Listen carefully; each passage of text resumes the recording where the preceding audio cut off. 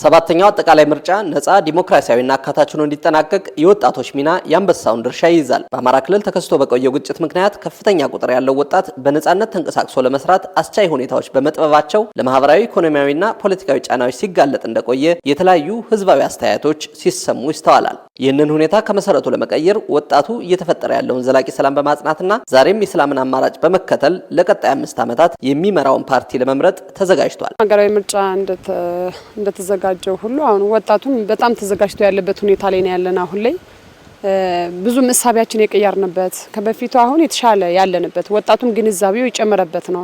የባህር ዳር ከተማ ወጣቶች ምርጫው በሚጠበቀው መንገድ ነፃና ፍትሃዊ እንዲሆንና ወጣቶችም ሰላምን የሚያጸናና ልማቱን የሚያስቀጥሉ መሪዎችን ለመምረጥ ከወዲሁ ዝግጁ መሆናቸውን ይናገራሉ። ከምርጫ ተሳትፎ አንጻር የወጣቱ ሚና አሁን ላይ ያው እኛ ባለን አቅም እየተንቀሳቀስን እንገኛለን።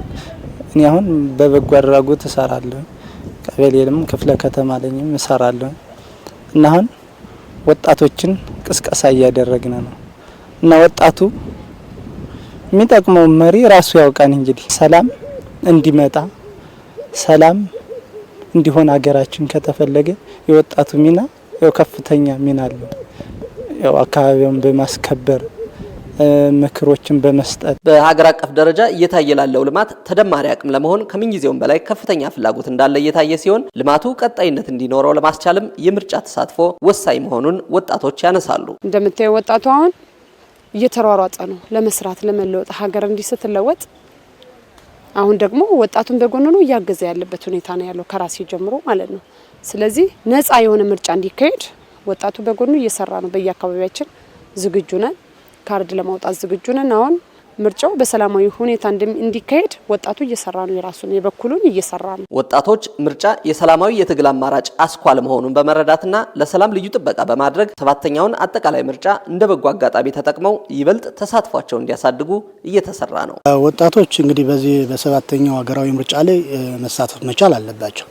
እንግዲህ ተሳተፉ ብለን ስንል ምን ማለት ነው?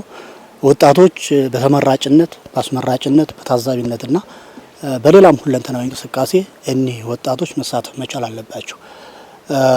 ወጣቶች ሲሳተፉ ነው ሁሉም ነገር ምርጫው በተለይ ነፃ የሚሆነው ዲሞክራሲያዊ የሚሆነውና በተለይ አሳታፊ የሚሆነው ወጣቶች ሲቀላቀሉበት ነው። ከዚህ አኳያ እኒህን ወጣቶች ለማሳተፍ እኛ በደንብ በኃይለኛው እየሰራን ነው የምንገኘው። ወጣቶች እንዲሳተፉ ፑሽ የማድረግ ከዚህ አኳያም እነሱም በስነ ልቦና ተዘጋጅተው ምርጫውን በሰላማዊ መንገድ እንዲካሄድ በሰላማዊ መንገድ እንዲጠናቀቅ የራሳችን አስተዋጽኦ እናበረክታለን የሚል የበርካታ ወጣቶች ድምጽ ነው ማለት ነው።